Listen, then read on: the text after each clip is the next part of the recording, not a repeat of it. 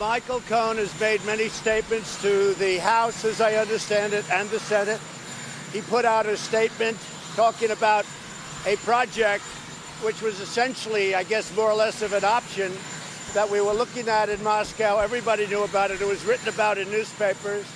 It was a well-known project. It was during the early part of 16, and I guess even before that. It lasted a short period of time. I didn't do the project. I decided not to do the project, so I didn't do it. So we're not talking about doing a project. We're talking about not doing a project. Michael Cohen, what he's doing is he was convicted, I guess, you'll have to put it into legal terms, but he was convicted with a fairly long-term sentence on things totally unrelated to the Trump Organization, having to do with mortgages and having to do with cheating the IRS, perhaps, a lot of different things. I don't know exactly, but he was convicted of various things unrelated to us. He was given a fairly long jail sentence, and he's a weak person. And by being weak, unlike other people that you watch, he's a weak person, and what he's trying to do is get a reduced sentence. So he's lying about a project that everybody knew about. I mean, we were very open with it. We were thinking about building a building. I guess we had in a form, it was an option. I don't know what you'd call it. I decided ultimately not to do it. There would have been nothing wrong if I did do it. If I did do it, there would have been nothing wrong. That was my business. So he's lying very simply to get a reduced sentence, okay?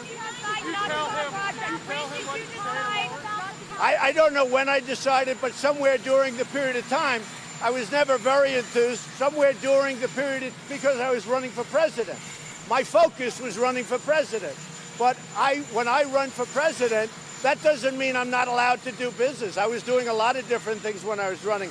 After I won, obviously, I don't do business from January 20th, but more importantly, which is a following year. But I ran a business. In fact, I often joke about the fact that I was the only person that campaigned and simultaneously ran a business. But that was a project that we didn't do. I didn't do. That was a project that wasn't done for a lot of reasons. Number one is that I was really, not that I had to do it, but I was focused on running for president. I wanted that to be my primary focus, not running or building a building.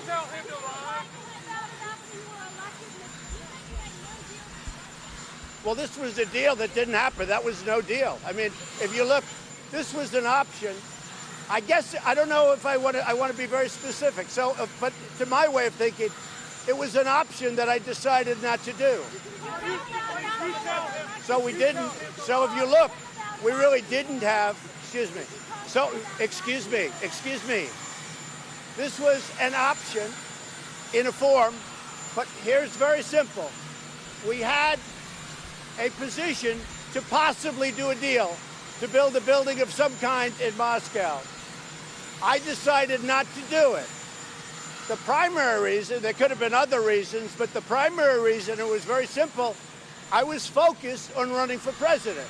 There would be nothing wrong if I did do it. I was running my business while I was campaigning. There was a good chance that I wouldn't have won, in which case I would have gone back into the business. And why should I lose lots of opportunities? So here's the story. Go back and look at the paper that Michael Cohen wrote before he testified in the House and/or Senate. It talked about his position. What he's trying to do, because he's a weak person and not a very smart person, what he's trying to do is end, and it's very simple. He's got himself a big prison sentence, and he's trying to get a much lesser prison sentence by making up a story. Now, here's the thing. Even if he was right, it doesn't matter, because I was allowed to do whatever I wanted during the campaign. I was running my business, a lot of different things during the campaign. So very simply, Michael Cohen is lying, and he's trying to get a reduced sentence for things that have nothing to do with me. Now, let me go a step further.